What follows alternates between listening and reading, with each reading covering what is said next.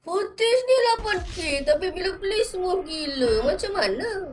Cuba korang tekan toggle proxy dan cuba tengok playback dia okey ataupun tak okey. Tekan play. So playback dia smooth gila, sumpah smooth gila. Nampak? Kan? Berbanding kita off kan? Saya off kan? Saya play balik. Dia mula-mula nak play tu pun saya dah tekan space bar tapi still tak play, nampak? Okay. So kita kena tekan toggle proxies. Hello, selamat datang ke Cikgu Lan, saya Pergil, saya Rotan. Hari ni saya nak share berkenaan dengan proxy di dalam Premiere Pro. Alright, proxy tu apa? Let's say. Just assume kalau kita gunakan footage 4K dan edit dekat dalam timeline yang Full HD, pasal nak footage yang 4K tu dia play memang lambat gila babeng lah. In this case, dalam saya nak tunjukkan kepada you guys, saya menggunakan footage 8K dalam sequence 8K dan kita tengok playback ni macam mana. So, kalau korang tengok dalam ni, ni sequence 8K. So kalau saya play, tengok dia dah sekat-sekat, nampak? Dia dah sekat-sekat. Okay. Tapi untuk saya punya laptop, which is masih lagi okay lah, sebab saya punya laptop is a gaming / multimedia laptop, which is harga dah dekat 6,000 something like that lah, lebih kurang. Tapi kalau you guys kan, laptop korang macam biasa-biasa kan, just nak orang kata apa, shoot 4K dan bila korang edit dalam laptop, korang dapati asal slow sangat cikgu luar ni, 4K tu terlalu berat kan. Jangan risau, korang boleh gunakan proxy ini. So mari kita tengok. So let's say saya dah proxykan video ini. So again, playback kita memang teruk kan tadi. But bila saya enable this one button, nama dia toggle proxy, saya tekan kat sini dan bila saya play, nampak? Dah okey dah. So sekarang ni saya akan offkan pula proxy tadi. Saya offkan, tekan toggle ni. Saya play balik. Nampak? Dia ada jerk-jerk kat situ. Okay. So proxy ni memang boleh membantu korang untuk deliver editing dengan lebih lancar lah. Kalau korang nak faham proxy ni apa dan kenapa dia boleh membuatkan korang punya editing tu lagi smooth adalah, let's just imagine lah, kalau kita edit video 8K, which is memang humongous dan memang tak masuk akal lah. Tapi bila kita edit, tiba-tiba jadi smooth bila kita toggle the proxy, adalah disebabkan waktu kita edit tu, dia menggunakan low resolution punya video. Let's say asal resolution adalah 8K. Kemudian dia akan turun sampailah ke, let's say lah, 720p. So, kita menggunakan video 720p itu sebagai point of reference dalam editing Premiere Pro kita. Tapi nanti bila kita export nanti, dia akan export 8K. Dia tak guna yang file 720p itu tadi. Dia akan export menggunakan video 8K itu tadi. Alright? So, apa korang kena buat? Make sure korang download dulu application Adobe Creative Cloud. Kemudian download Premiere Pro. Dan juga Adobe Media Encoder. Macam mana nak download, saya letakkan link saya punya tutorial lah dekat sini. Alright? Kemudian, kita pergi kepada footage 8K, which is saya nak bagi juga kepada you guys.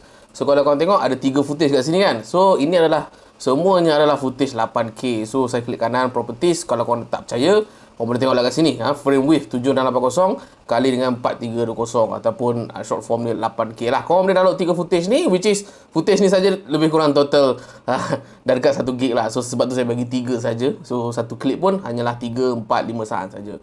Alright. So, next, macam mana korang nak buat benda ni kan? Okay, so let's say lah saya buat from scratch, tapi saya dah masukkan kita punya footage kat sini. Kita dah masukkan. So, sequence pun kita kena buka juga. So, let's say lah saya buat sequence from scratch. Kalau korang nak ikut secara hands-on dengan saya, so saya delete. Kita akan ambil new item kat sini kan. New item, sequence. Ambil je dulu ARRI 1080p dan saya ambil ARRI 1080p 30 lah. Kemudian pergi kat setting. Pergi kat setting. Let's say lah footage kita ni 8K tau. So, kita nak push kita punya laptop tu kau-kau kan. So, ukuran ni adalah 7680 kali dengan 4320. Right? So nanti dia akan jadi aspect ratio 16:9, which is footage asal pun samalah 16:9.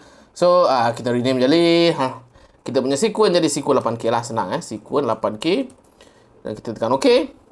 Kemudian kita akan masuk sequence 8K ni dan kita akan import sahaja footage kita yang this one, highlight dan masukkan ke bawah ini. So kalau this clip does not match, kita akan tekan keep existing saja sebab kita dah buat sequence kita. So again, korang boleh try play dan cuba komen. Korang play tu macam, alamak cikgu Luan, tak gerak langsung, sebenarnya tak gerak. Normal sebab 8K ni memang memerlukan CPU, GPU, RAM yang sangat-sangat powerful lah sebenarnya juga. Okay. But tengok, saya play pun agak berat. So step yang kedua yang korang kena buat is actually pergi dekat project bin kita ni yang ada 3 footage 8K ataupun 4K, tak kisahlah. Kalau korang ada footage 4K pun boleh juga. So korang highlightkan 3 footage ini. Korang akan klik kanan. Kemudian korang akan pergi kepada proxy dan korang kena create proxies. Alright. create proxies dan make sure format H264 dan dia ada preset lah low, medium, high. Okay, so kalau macam korang punya laptop ni teruk sangat kan, orang kata apa, slow sangat, ambil je low pun boleh. Tapi kalau macam korang ni punya laptop okay sikit, ambil medium to high pun okay lah. So dalam tutorial kali ni saya ambil low lah. Saya ambil low. Kemudian destination okay, destination saya suggest anda buat pada destination yang satu lagi, which is bukan sebelah-sebelah dengan footage asal. So saya browse, kemudian let's say lah phone 5S dalam ni kan. So sepatutnya ada 3 footage dalam ni. So kita buatlah footage folder baru, klik kanan, folder, letak dalam ni proxies. Okay, proxies. Supaya kita tahulah file proxies tu dekat mana. Alright. So kita tekan select folder dan kita akan tekan OK. So korang dapati dibuka satu lagi software, nama dia Adobe Media Encoder. Sebenarnya dia tengah convert lah video ni, sebenarnya dia tengah convert.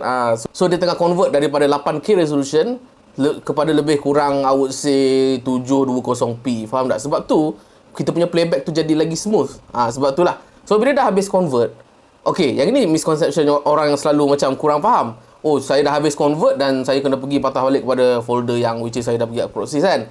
So pergi kat proxies, oh kemudian saya kena import lah balik kan file-file proxy ni kan, sebab dia dah resolution dia dah makin rendah kan.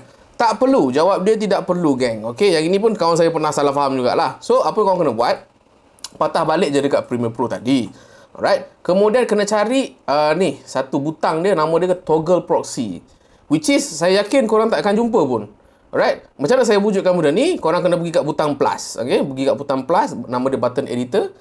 So korang kena cari toggle proxy ni, which is this one kan.